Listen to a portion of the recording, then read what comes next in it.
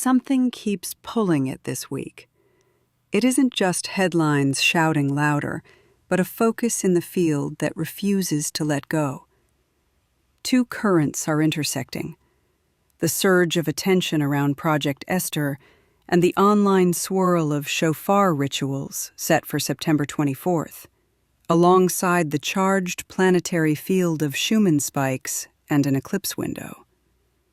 I'm not here to add more noise or stoke fear. I'm here to track what's verifiable, to notice what is only viral rumor, and to offer a grounded reading of what these overlapping signals are asking from us. Project Esther is a political plan created by the Heritage Foundation in 2024. On paper, it's framed as a national strategy to fight anti-Semitism. In practice, it has been used mostly to target pro-Palestinian activism, especially student groups and protests, by labeling them as part of a Hamas support network. It suggests cutting their funding, blocking visas, and restricting their influence. The criticism is that it blurs the line between genuine anti-Semitism and legitimate political speech. And instead of protecting Jewish communities broadly, it primarily serves to silence voices critical of Israel. I want to be clear about my stance. I am deeply critical of the violence being carried out in Gaza and of policies that shield those abuses from scrutiny. For me, the human cost there is unconscionable, and I will name it as such. That is why Project Esther alarms me. When a political program is used to narrow permissible speech and to silence critics, it moves us away from accountability and toward control.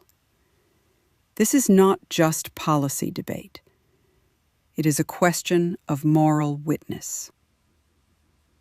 The Earth's field is also alive with movement.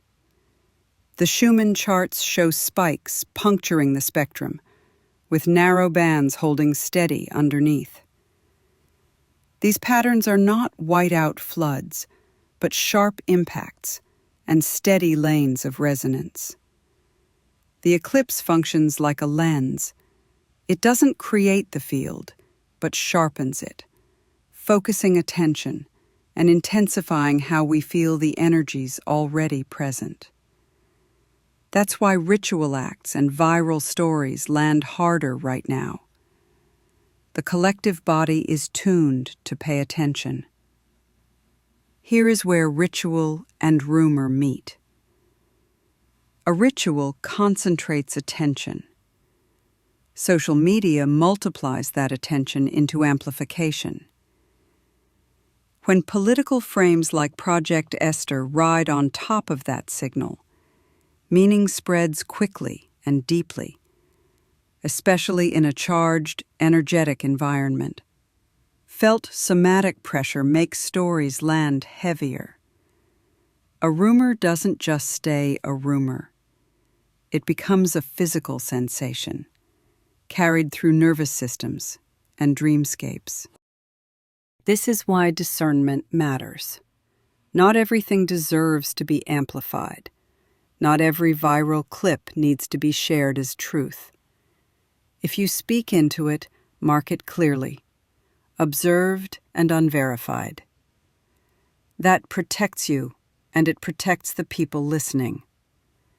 The work for us is not to panic, but to witness. The spikes in the charts are catalysts. They rip open what resists. The steady bands press us into clarity.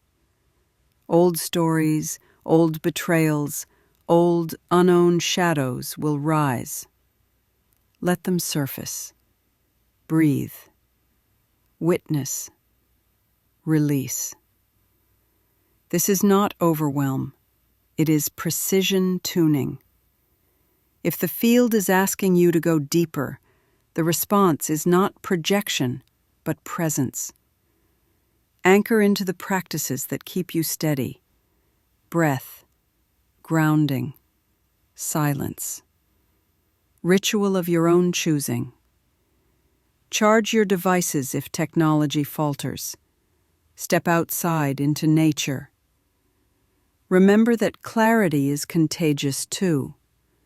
I'll continue to track these threads: Project Esther, ritual timing, the Schumann field, the Eclipse lens, and I'll share what can be verified as it comes.